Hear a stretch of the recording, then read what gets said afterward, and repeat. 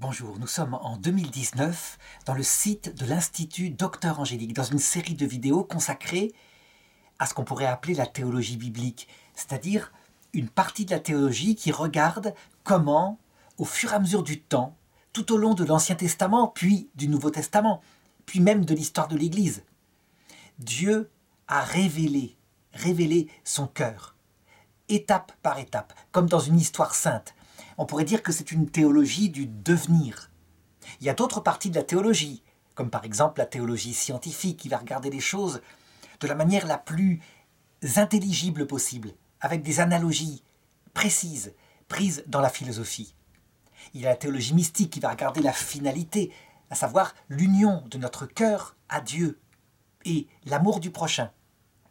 Là, nous sommes plutôt en théologie biblique, à une étape particulière de la révélation, celle où a été écrit ce livre très curieux, je dirais, qui vaut le coup d'être commenté, d'être lu.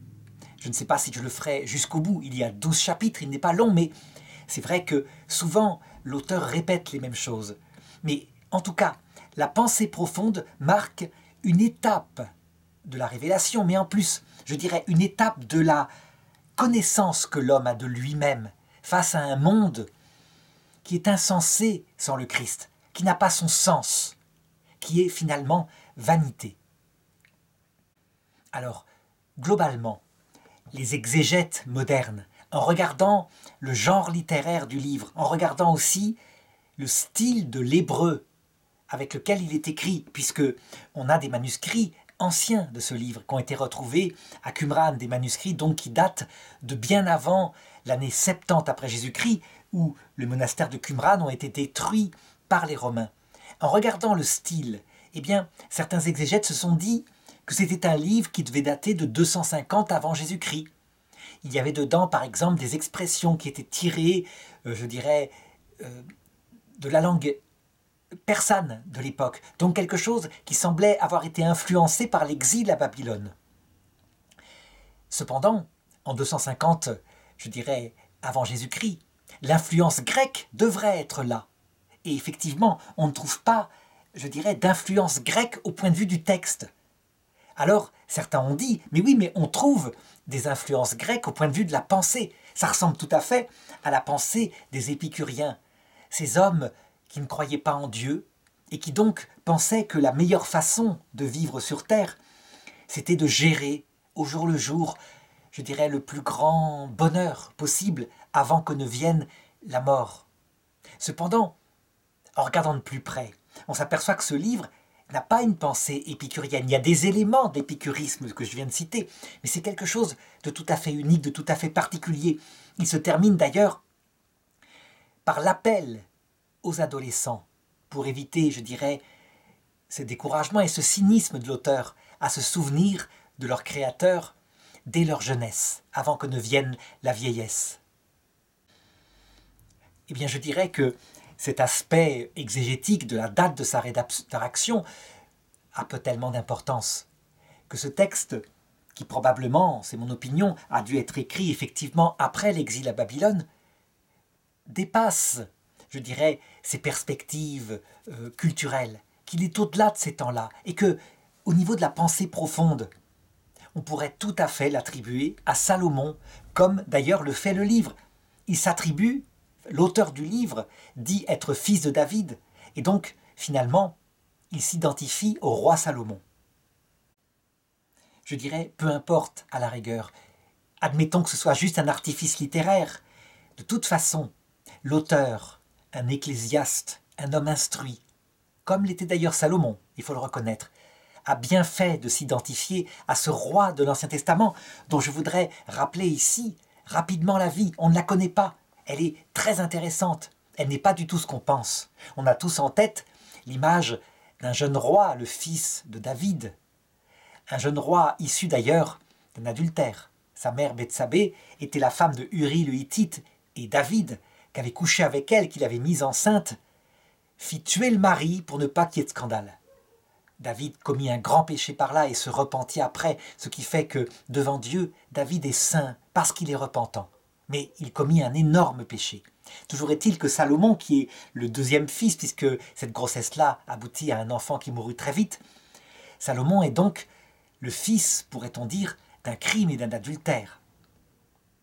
Et son père, repentant de son péché, le fit éduquer par les prêtres du temple, où il développa une grande piété, si bien que, alors que son père était devenu très âgé et que la perspective de lui succéder sur le trône d'Israël se présentait, Dieu lui suggéra de demander quelque chose. Et le jeune homme qui était Salomon ne demanda ni la puissance ni la richesse. Il supplia Dieu de lui donner, à lui, tout jeune homme qu'il était, la sagesse. Alors Dieu lui répondit par son prophète et lui dit « Parce que tu as demandé ça, tu auras la sagesse, mais tu auras aussi la richesse, tu auras la puissance, tu auras la paix, et c'est toi qui bâtiras le temple pour ton Dieu, le temple de Jérusalem. » Une grande partie des livres qui racontent cette sagesse du roi Salomon le manifestent en train de pratiquer, comme Saint Louis, la justice pour son peuple. Par exemple, l'histoire bien connue de ces femmes qui vinrent se plaindre auprès de lui parce que l'une avait dans les bras un bébé mort et l'autre un bébé vivant, et que la première disait « Elle m'a volé mon bébé, c'est le sien qu'elle a mis dans mes bras, je ne me trompe pas ». Et personne ne pouvait trancher. Et comment le roi Salomon prit son épée et la leva pour trancher le deuxième bébé, celui qui était vivant, en disant « C'est très bien, on va en donner la moitié à chacune, ce sera juste comme ça. » Et la femme qui avait dans les bras le bébé mort lui dit « Non, non, non, donne-le à cette femme, je n'en veux plus, il n'est pas à moi, je n'en veux plus, donne-le à lui, mais qu'il vive. » Alors Salomon lui rendit son bébé, parce qu'il sut que c'était elle la mère, tandis que l'autre avait dit au contraire « Oui, c'est juste, coupons-le en deux, après tout, nous en aurons comme ça la moitié. » On pourrait dire donc qu'on eut là un roi Salomon et qu'il resta comme ça toute sa vie, qu'il mourut sage. Rien de tel, rien de tel. Comblé de richesses, comblé de serviteurs, comblé des plus belles femmes du royaume. Lorsqu'il atteint, je dirais, le plateau de sa vie, peut-être vers 40 ans, alors qu'on a tout eu et donc on n'attend plus rien, c'est là qu'il devint, en quelque sorte, fataliste, blasé de toute chose, presque cynique. Et c'est de cette période-là que, je dirais, l'auteur du livre de Qoéleth se réfère, comme s'il avait écrit ce livre-là dans ces années-là. Ces années, on pourrait dire, de lassitude, parce que tout casse, tout passe, tout lasse sur cette terre. Ça pourrait être aussi un livre de ces dernières années. On sait à quel point, à un moment donné, parce qu'il avait écrasé son peuple sous des multiples corvées pour construire les bâtiments qu'il faisait, parce que d'autre part, il avait pris tellement de femmes et de concubines qu'il avait fini par adorer leur Dieu, et que le prophète de Dieu fut envoyé à Salomon pour lui dire « Parce que tu as fait cela, je vais t'arracher la moitié de ton royaume. Mais par égard pour ton père David, je ne le ferai pas de ton vivant, je le ferai après ta mort. » Et on entend presque Salomon souffler et dire « Ouf, après moi le déluge. » Après moi le déluge, pas tant que ça, parce que la Bible raconte comment Dieu suscita à Salomon un ennemi et des grands malheurs vers la fin de sa vie, au point qu'il ne s'endormit pas en paix dans la mort. Certains pères de l'Église, et même certains sages juifs, en considérant son idolâtrie vers la fin de sa vie, en considérant aussi ses multiples femmes, son cynisme, dire même qu'il s'était damné en fin de compte, qu'il n'était pas au paradis, qu'il n'était pas sauvé. Et c'est une rumeur, une tradition qui court. En réalité, on ne peut pas dire ça. Je dirais, les choses sont plus complexes face à une âme humaine. Mais ce que je veux dire par là, c'est que, en imaginant qu'un homme de l'époque lointaine du roi Salomon, donc avant même l'exil à Babylone, ait pu avoir ce genre de pensée, parce qu'il était comblé d'argent et de richesses, eh bien c'est tout à fait possible, parce que c'est simplement une cohérence de cette expérience que font tous les milliardaires, je dirais, même actuellement, lorsqu'ils n'ont plus envie de rien.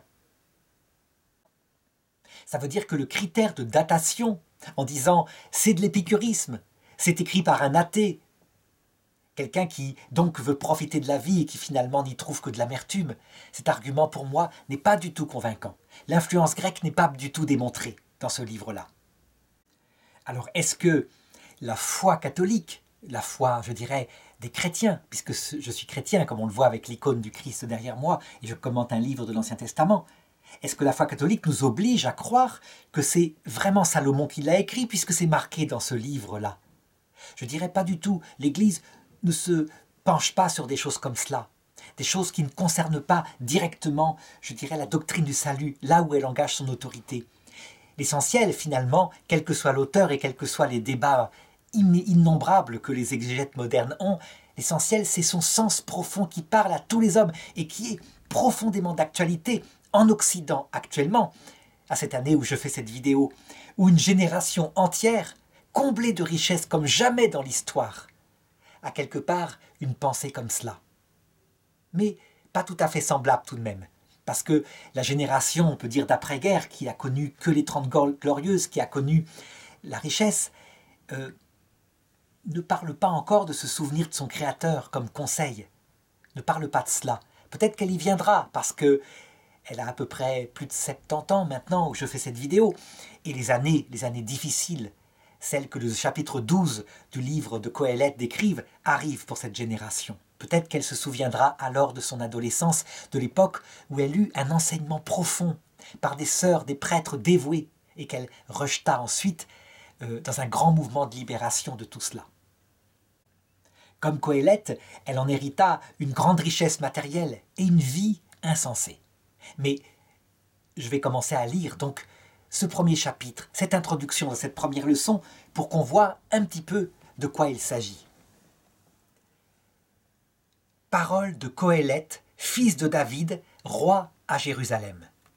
Donc, fils de David, roi à Jérusalem, effectivement, on pense tout de suite au roi Salomon. Vanité des vanités, dit Qoheleth, vanité des vanités, tout est vanité.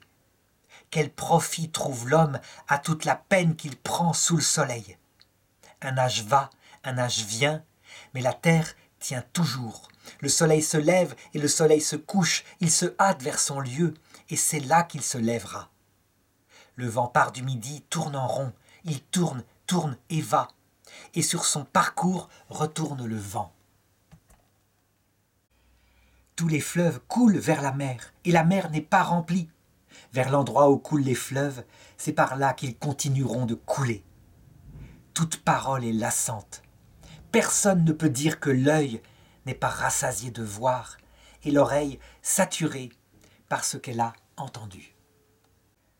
La première chose qu'il faut remarquer, c'est le style littéraire, extrêmement poétique. Comment, à travers une série d'images, l'auteur finalement raconte la même chose que je pourrais décrire par un mot, l'enfer. L'enfer, au sens l'enfer le plus profond du terme, l'enfer des damnés. Qu'est-ce que raconte cet homme? Cet homme, comblé de toutes les richesses, je dirais cet homme adulte, regarde la terre avec toutes ses merveilles, tout ce qu'elle contient, et il s'est lassé de tout. Celui qui est pauvre, qui n'a pas d'argent, qui vit par exemple dans un pays africain où on marche encore pieds nus sur les sentiers, pourrait se dire « mais c'est n'importe quoi, moi, donnez-moi 1 million d'euros et j'aurai toute ma vie jusqu'à la fin qui sera parfaitement heureuse. Je saurai ce que c'est que l'argent et sa valeur, ce que c'est que ces paysages, je saurai profiter de la vie parce que j'ai expérimenté le malheur. » Et c'est vrai, les Africains souvent rêvent de venir en Europe occidentale pour avoir ce qu'ils envient chez nous, la richesse matérielle. Et les Européens, eux, comblés de toute richesse matérielle, au point que le plus chômeur, celui qui a simplement un revenu d'insertion, est plus riche qu'un riche paysan parfois en Afrique. Souvent, qu'est-ce qu'on voit en Europe occidentale? Un visage triste, une vie insensée. On court après des choses et puis des autres pour faire passer le temps, et l'âme n'est pas remplie. Et les gens, pourtant comblés de cette richesse matérielle qui en ferait rêver ceux qui ne l'ont pas, se jettent parfois sous des trains pour mettre fin à cette vie perpétuellement la même, qui se renouvelle, chaque jour succède au jour.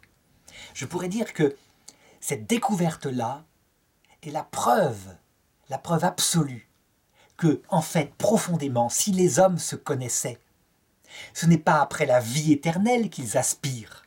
La vie éternelle dans cette situation-là, c'est l'enfer. Je dirais que le paradis, tel que le rêvaient les anciens Égyptiens, à savoir une vie comme sur terre, mais sans ses peines, avec des serviteurs par milliers, qu'on mettait d'ailleurs dans les tombeaux sous forme de statuettes, les Upsiepsi, de manière à ce qu'ils servent dans la vie future le pharaon. Donc une vie, je dirais, matériellement comblée. S'ils avaient su ce que c'est que l'homme, et ils ne le savaient pas encore, ils raisonnaient comme des enfants, en fait, ils auraient compris qu'ils annonçaient là l'enfer, au sens propre. Parce que, qu'est-ce que l'enfer, au sens profond du terme, au sens le plus catholique du terme, si ce n'est le monde d'une vie éternelle telle que le promet Lucifer à Adam et Ève. Vous ne mourrez pas, mais vous choisirez vous-même le bien et le mal. Et donc, effectivement, dans la foi catholique, ce qui est annoncé, c'est que ceux qui refusent le Christ lorsqu'il apparaît, qui refusent son évangile, qui refusent le sens qu'il donne à la vie, et qui choisissent une vie éternelle dans la puissance que propose l'ange révolté, une puissance totale au point de vue matériel, au point qu'il retrouve même, de par la puissance de Dieu, un corps ressuscité. Et donc, à la rigueur, c'est une image que je vais dire maintenant, Dieu pourrait les combler en leur offrant à chacun, s'il le veut, parce qu'il en a des milliards, une galaxie tout entière avec ses centaines de milliards d'étoiles. Il pourrait. Et donc ce cadeau, ces richesses matérielles qui font que la poussière de la terre qu'on a convoitée n'était que du vent par rapport à ce qu'il pourrait nous donner dans l'éternité matériellement, eh bien ça s'appelle l'enfer. Ce que choisissent ces hommes-là, c'est exactement ce que décrit Qoheleth, une vie éternelle, où cette fois on ne peut plus mourir, vraiment, puisqu'on est déjà mort et qu'on est en plus ressuscité dans l'autre monde. Une vie éternelle, où tout est beau, tout est grandiose, et tout est insensé. Du coup, très vite, même si on nous donne des galaxies et des milliards d'étoiles à visiter, tout passe, tout casse, tout lasse, tout est vain. C'est l'expérience tragique que font les milliardaires. On les envie. Ils peuvent partir en avion pour se retrouver, je dirais après une nuit de sommeil dans leur avion privé, sur une plage avec des cocotiers et du sable fin. Et c'est barbant. Parce qu'à l'intérieur, il y a le malheur. Il n'y a pas de sens à la vie. En réalité, donc, ce que l'homme désire, ce que révèle Qoheleth, là déjà, au tout début de son livre, c'est que ce n'est pas la vie éternelle au sens propre. Et pourtant, c'est ce que les hommes semblent désirer. C'est ce que l'empereur Qin Shi Huangdi, le premier empereur de Chine, paraît-il, poursuivait. À travers les sages taoïstes, il leur demandait de lui donner la vie éternelle, de trouver la recette, et il tuait celui qui n'y arrivait pas, si bien qu'il lui fournirent toutes sortes de recettes plus ou moins absurdes, et il essaya de les réaliser, puis il mourut comme tout le monde. Mais s'ils avaient réussi, s'ils lui avaient donné la vie éternelle sur terre, cet homme serait le plus malheureux des hommes, cherchant à se suicider, parce que c'est insensé, parce que c'est toujours la même chose. Et c'est ce que dit ce texte-là, donc ça se résume à ça. Tout est toujours la même chose quand la vie n'a pas de sens. Par exemple, le verset 9, « Ce qui fut, cela sera, et ce qui s'est fait, cela se refera. Il n'y a rien de nouveau sous le soleil. » D'ailleurs, ce verset, je dirais, est la réponse aux exégètes qui disaient « Ce livre-là est influencé par l'épicurisme grec. » Pas du tout. Les Grecs n'ont rien inventé. Et tous les hommes, y compris dans le paléolithique certainement, qui pensaient que ce qui comptait c'était la vie terrestre et qui, comblés de toute richesse, n'avaient pas de sens à leur vie, en arrivaient à la même conclusion. Tout passe, tout casse, tout lasse. Et le verset 10 continue. Qu'il y ait quelque chose dont on dise « Tiens, voilà du nouveau !» Cela fut dans les siècles qui nous ont précédés. Il n'y a pas de souvenirs d'autrefois, et même ceux des temps futurs, il n'y aura d'eux aucun souvenir auprès de ceux qui les suivront.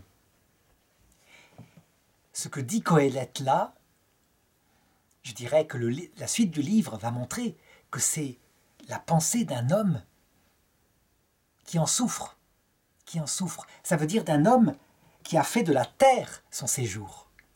Parce qu'en fait, et ça c'est ce que révélera une autre sagesse que sans cesse dans ce commentaire-là, je mettrai en parallèle.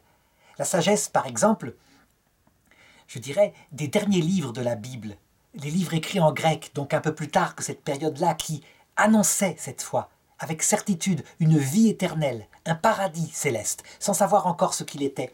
Mais surtout, l'achèvement de l'Ancien Testament, son couronnement, à savoir pour nous chrétiens le Nouveau Testament, où Dieu lui-même se fait homme pour révéler une vie éternelle qui a un sens. Eh bien, je dirais, en comparant à ce que dit Jésus, on comprend ce que n'avait pas compris Qoéleth. En réalité, ce n'est donc pas de vivre éternellement que l'homme a soif, même si, en apparence, c'est la chose qui nous vient à l'idée. En premier, on a peur de la mort, etc. Non, c'est une vie après la mort ayant un sens profond qui correspond à notre âme.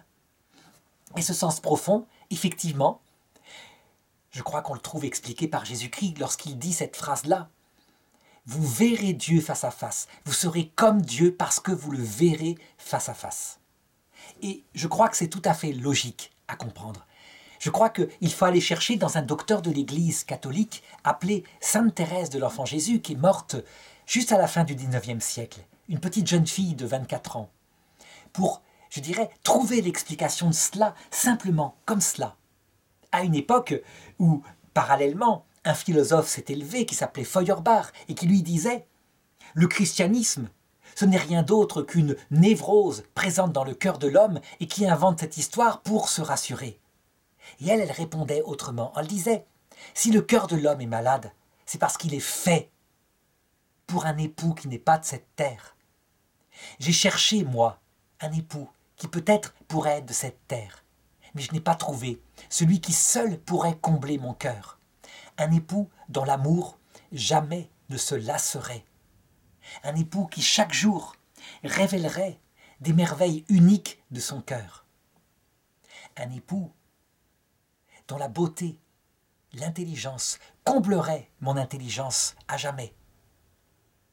Un époux dont la puissance, la grandeur me donnerait sa propre puissance comme on peut en rêver. Alors je sais, certains diront, mais je ne reconnais pas le style de la petite Thérèse. Oui, bien sûr, c'est redit par moi. Je dirais qu'il ne suis pas la petite Thérèse, mais en gros, ça veut dire ça. Ça veut dire qu'elle ne trouvait, je dirais, ce qui donnait sens à sa vie que dans le Christ, à savoir Dieu fait homme, qui comblait les aspirations de son cœur. Tandis que Feuerbach disait « Les aspirations de ce cœur projettent dans un futur hypothétique et vain qui s'appelle l'Évangile.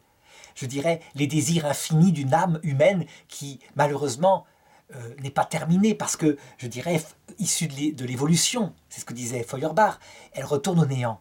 Et donc, pour se rassurer, l'homme invente ça. La petite Thérèse disait « Je suis créée par cet être-là et c'est pour ça que c'est lui que je désire. » En réalité, tant qu'on n'a pas, je dirais, cette explication profonde de ce qui nous attend, de ce pourquoi le cœur de l'homme est fait, de ce vide qui est dans le cœur de l'homme et que Qoéleth signifie bien, qui sera comblé par quelqu'un qui s'appelle Dieu dans sa Trinité, Père, toute puissance, Fils, toute intelligence, Saint-Esprit, tout amour. Eh bien, effectivement, tout passe, tout casse, tout lasse et la vie n'a pas de sens.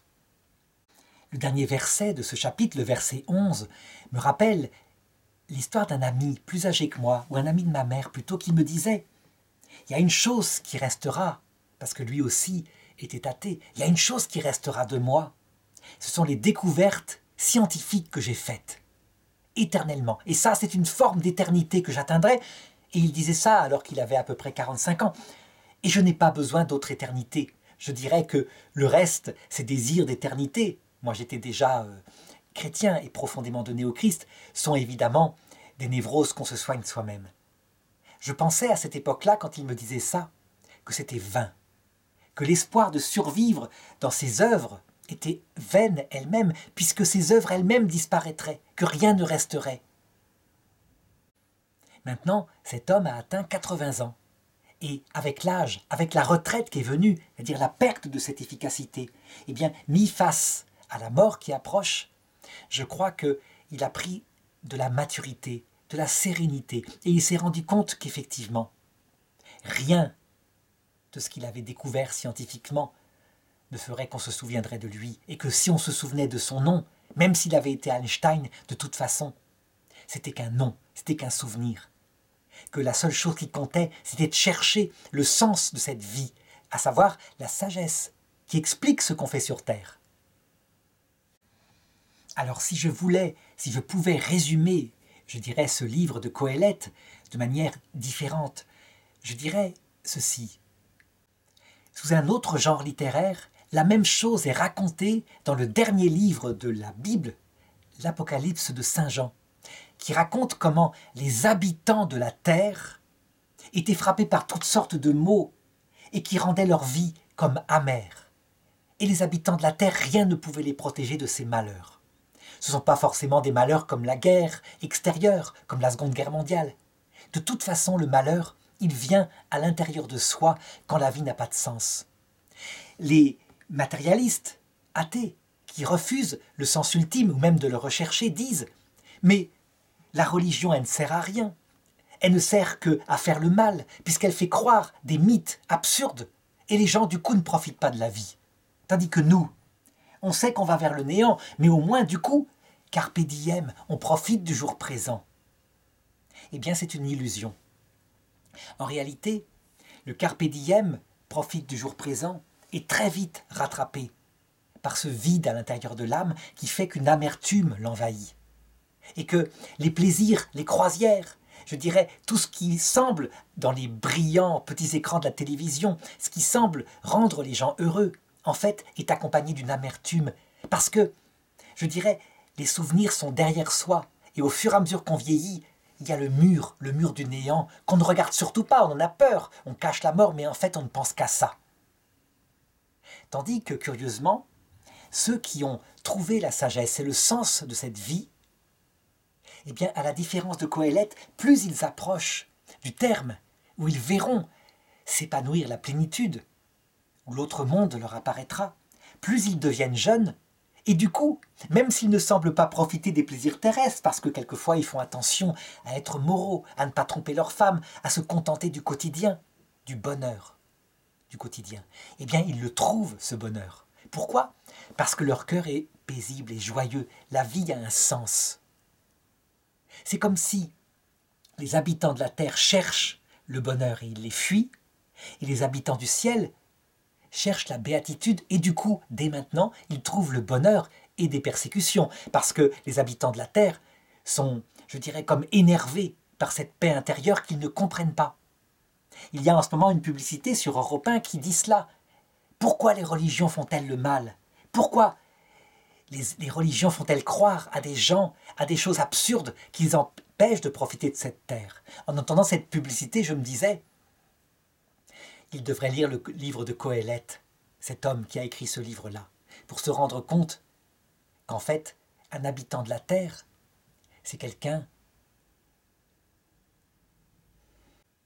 que l'amertume rejoint, où qu'il soit.